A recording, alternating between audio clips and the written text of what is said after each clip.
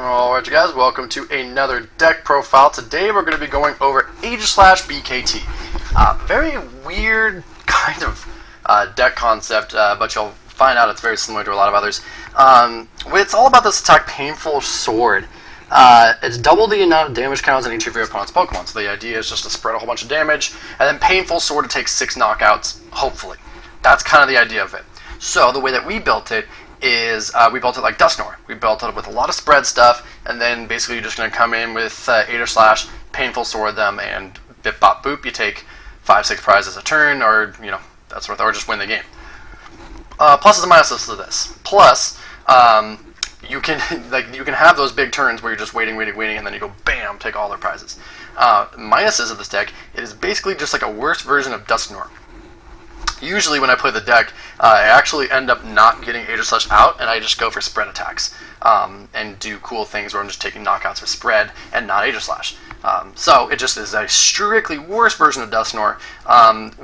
If we ever to do the 64 card tournament again, we probably won't build Aegislash again. So I don't recommend building and playing this deck if you're either new or you're looking for something like a good deck. I wouldn't recommend this. But nevertheless, I will show it to you because it is in the tournament. So we are playing a 1-1-1 line. This attack has False Swipe. It's flip a coin. If heads, reduce their damage to 10, or not their damage, their HP to 10.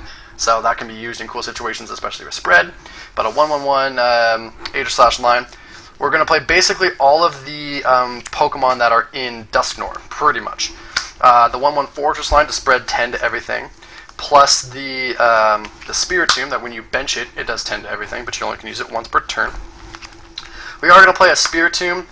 You can damage play to move all of their damage to certain things to kind of set up for that Painful Sword the next turn.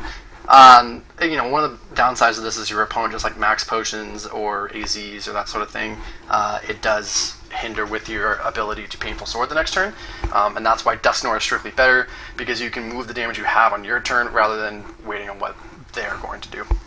And then you're going to play all of your spread attackers, the Meloetta that flips 3 coins, either does 10, 20, or 30 to everything, Spinner which does 10 to everything, Unknown Z which does 20 to everything with a Poke Power, Azelf which does 20 to everything that already has damage on them, Tapu Koko, just straight 20 to everything, Meowth 50 to one thing that already has damage on it. This is probably your big hitter sort of thing.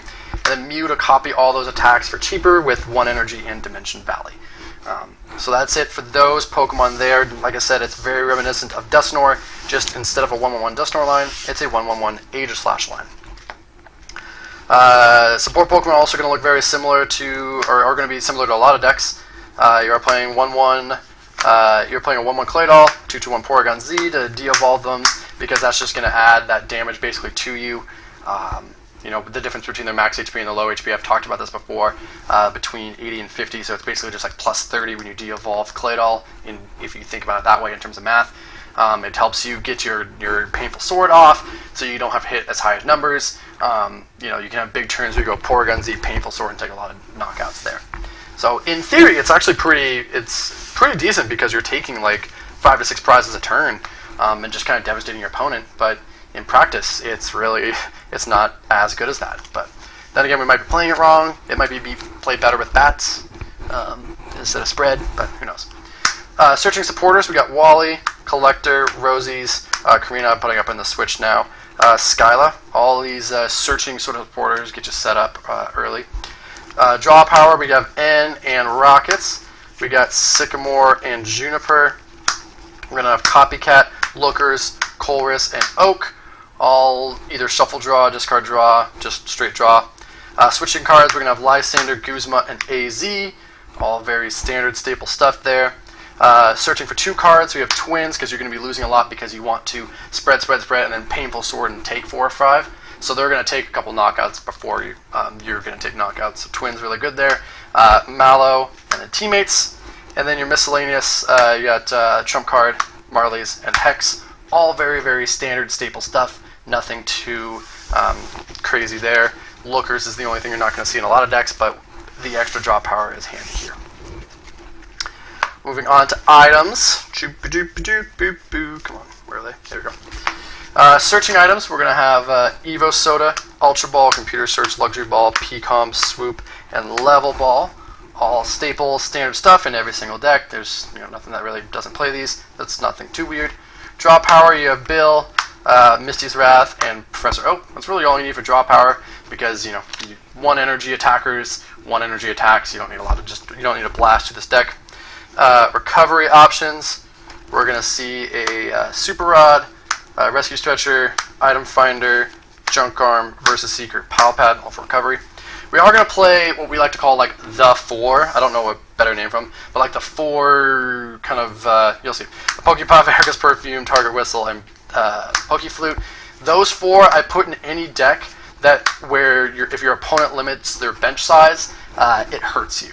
So you need to have them have a full bench to put as maximum damage to get as many knockouts as you can. These 4 and stuff like Lucario, Dusknoir, stuff that where if they only put like 1 or 2 on their bench, it's gonna hinder your strategy. So that's what I just like to call the 4. I need a catchy name for them. If you can come up with a catchier name for those 4 cards that I like to put in a lot of decks, please let me know. And then miscellaneous, we're going to have Hyper Devo Spray and Devo Spray.